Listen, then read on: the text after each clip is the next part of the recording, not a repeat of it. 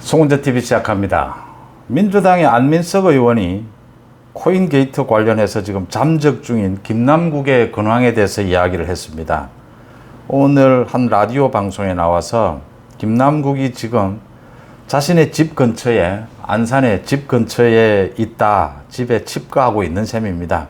그렇게 있으면서 극단적인 선택을 하는 사람들의 심정을 알겠다라고 할 정도로 억울해하고 있답니다. 지금 이게 뭐 대선 자금이냐, 자금 세탁이 있었느냐, 이 말에 대해서 굉장히 억울하다, 이런 심정을 드러낸 겁니다. 지금 안민석이 전달하고 있는 겁니다. 그래서 지금 국민의힘의 윤재옥 원내대표가 이 문제를 제기를 했는데, 이게 만약 아니라고 드러나면 사과해야 하고 마땅히 책임을 져야 한다, 이렇게 이야기를 했습니다.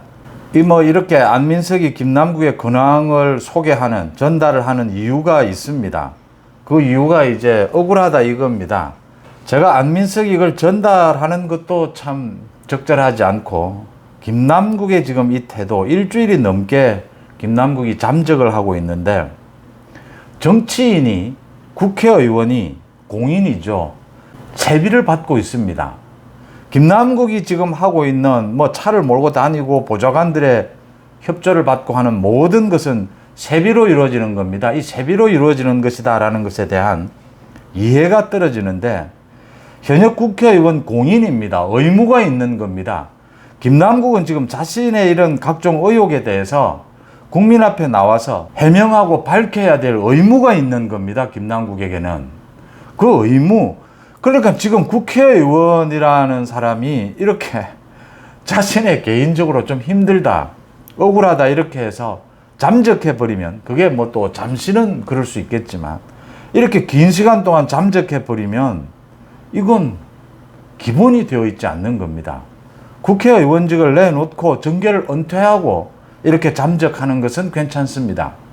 그런데 이렇게 잠적해버려서 안민석을 통해서 극단적인 선택을 할 정도로 힘들다, 억울하다, 지금 이 이야기입니다. 김남국 자신이 힘든 게 얼마인지 잘 모르겠는데, 그렇게 억울하고 힘이 들면 밝히면 됩니다. 거래 내역 전체를 밝히고, 자신이 이게 자금 세탁과 관계가 없고 대선 자금과 관계가 없다라는 걸 금방 자신이 밝힐 수가 있습니다. 자신이 밝히지 않고 밝힌 게 5가지, 6가지가 모두 거짓말로 드러나니까 이제 많은 의혹들이 더 불거질 수밖에 없는 상황입니다. 무슨 이야기입니까? 김남국이가 지금 굉장히 힘드니까 이해해달라 이겁니까? 개딸들은 이해를 해주겠죠. 이게 지금 뭐 하자는 겁니까? 국민 앞에서? 현역 의원으로서, 정치인으로서 전혀 기본이 되어 있지 않는 이 자세, 이 태도, 이러니까 이런 짓을 저지릅니다.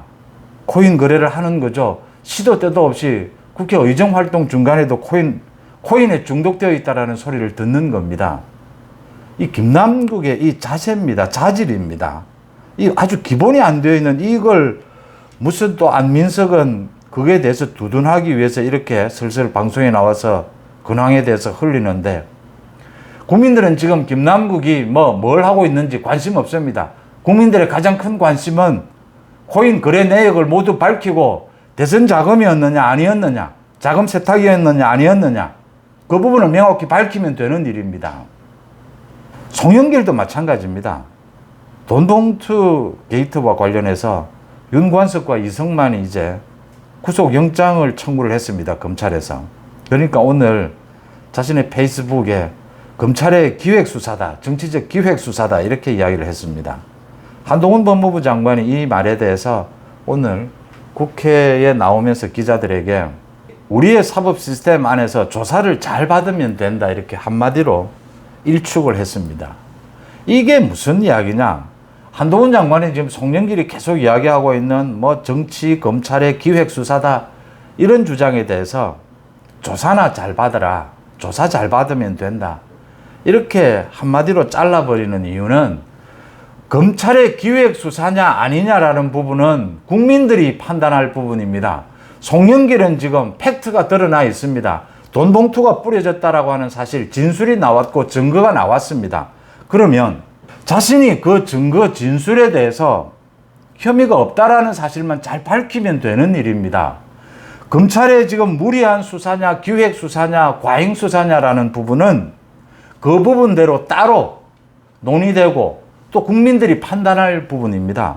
혐의를 받고 있는 사람은 자신의 혐의에 대해서 혐의가 없다, 있다면 어디까지다 라는 걸 한동훈 말 그대로입니다. 조사를 잘 받으면 되는 일입니다. 검찰이 물론 고소 고발건을 수사하기도 하고 자체적으로 인지해서 사건을 인지해서 수사하기도 하고 또 전체적으로 사회 여론을 보고 기획 수사를 하기도 합니다. 이건 지금 이정근의 그 녹취록에서 문제가 터진 겁니다. 그래서 검찰이 수사를 하고 있는 겁니다. 수사를 하면서 진술 증거가 나온 겁니다. 송영길이나 김남국이나 참 거기서 거기다 이런 생각을 하게 됩니다. 민주당이 지금 발칵 뒤집어졌습니다. 이재명에 대해서 지금 혁신위를 구성을 해야 하는데 이 혁신위에 전권을 줘라. 혁신위원장은 외부에서 영입해라 라고 하는데 이재명과 친명 쪽에서는 그럴 수 없다 지금 버티고 있는 상황입니다. 문재인, 이낙연 모두 나서서 이재명에게 압박을 가하고 있는데 이재명 버팁니다. 이게 지금 불거 터진 게 혁신위로 불거 터진 부분은 약간이고 정면으로 불거 터진 게 이제 개딸 논쟁입니다. 소위 친명, 비명, 반명해서 나뉘어서 개딸들에 대해서 정리를 하라라고 하고 있고 이재명은 이 개딸로 지목된 한 사람이 당원도 아니었다. 그래서 이관계에 속지 말자. 우리가 뭐 이런 이관계에 휘둘려서 되겠느냐 또 이렇게 그 개딸들이라고 지칭되는 그 많은 사람 중에 한 명 확인해 보니까 당원 아니더라. 그래서 이관계다라고 이관질이다라고 이렇게 이야기를 합니다. 이게 지금 무슨 설득력이 있습니까? 오늘 지금 민주당이 잠시 뒤에 의원총회를 엽니다. 이 의원총회를 앞두고 민주당에서 아마 이재명이 대표가 되고 난 다음에 처음입니다. 연판장이 돌았습니다. 지금 비명, 반명계 의원들을 중심으로 해서 이 개딸들과 정리를 해야 된다. 개딸들과 손절을 해야 된다. 라고 하는 성명서, 이 연대 서명에 나서서 지금 현재까지 민주당에 30명이 넘게 서명을 했다라고 합니다. 이제 집단 행동이 슬슬 나오고 있습니다. 이 개딸들이 가장 지금 다투기 좋은 거죠. 이 개딸 뒤에 사실은 혁신위 논쟁이 숨어 있고 혁신위 논쟁 뒤에 아주 깊이는 이제 총선, 공천을 앞두고 이재명에게 대표직을 내려놔라. 아니면 공천권을 내려놔라. 지금 이 이야기를 하고 있는 겁니다. 혁신위원장을 외부에서 영입하고 이재명은 전권을 이재명 대표 전권을 위임을 하고 이선으로 물러나라 이 소리입니다.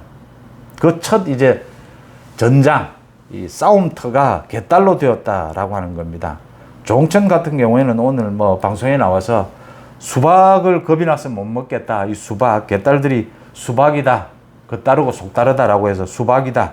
비명 반명계를 그렇게 공격하고 있으니까 수박을 못 먹겠다. 뭐 이렇게 엄살도 부리고 이렇게 비판을 하는 거죠. 뭐 이런 이야기도 하는데 잠시 뒤에 의원총회에서 아마 정면으로 충돌할 것으로 보입니다. 이 지금 비명 반명 뒤에는 문재인, 최대 개파인 문재인이 있고 이낙연이 있기 때문에 이 갈등이 이재명이 이 갈등을 뚫고 나가기는 쉽지 않을 것이다.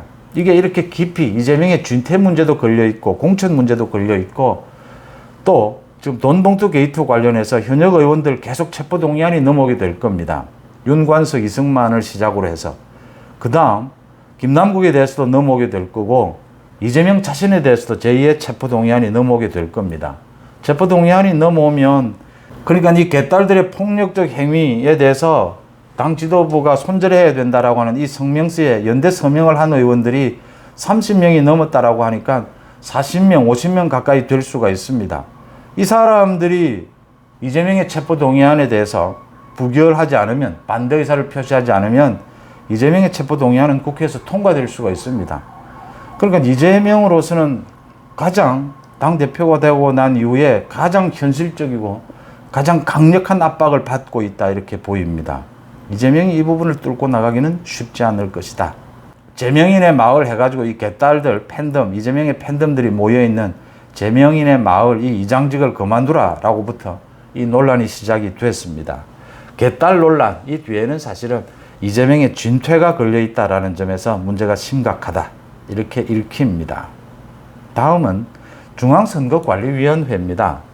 이게 지금 간부들 6명의 자녀 특혜 의혹, 일반 공무원, 자치단체나 이런 데 근무하는 것보다 선관위에 근무하는 것은 정말 공무원들에게는 최고입니다. 근무 환경도 사실은 굉장히 여유가 있고 승진도 잘 되고 공무원들 사이에는 선관위 근무하는 것이 선관위, 국회 이런 곳입니다. 굉장히 꽃보직이다, 굉장히 근무 환경이 좋다 이렇게 이야기를 하는 곳입니다. 이런 곳으로 모두 옮겼다. 사무총장, 사무차장 모두 이런 데 걸렸습니다.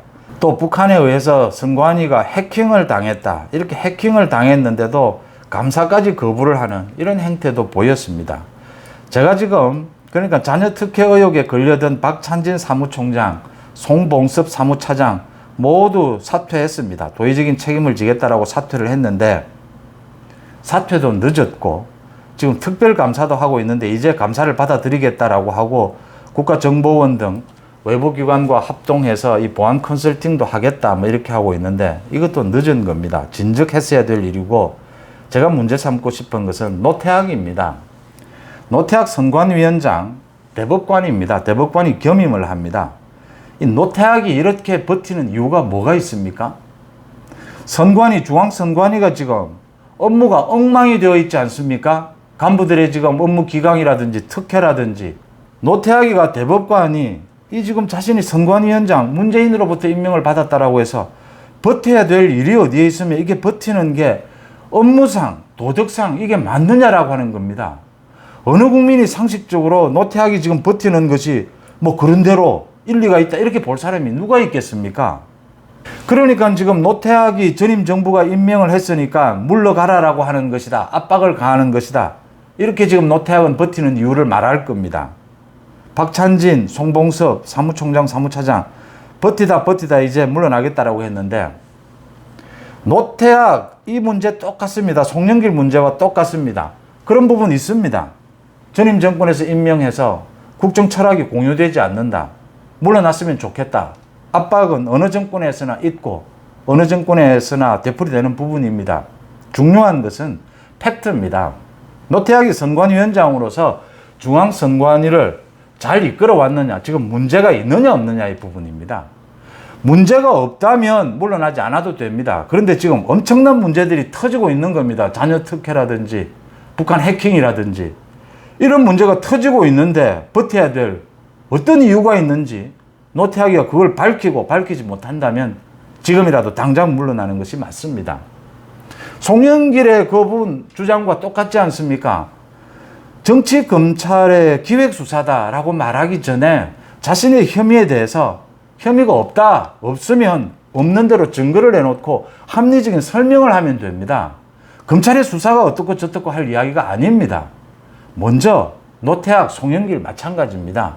문제가 없다면 없다고 이야기를 하면 되는 부분입니다. 설득력 있게. 문제가 드러나고 있기 때문에 지금 그 문제를 지금 국민들이 쳐다보면서 노태학들은 물러나라고 하고 있고 송영길에 대해서는 법의 심판을 받아라라고 이야기를 하고 있는 것입니다.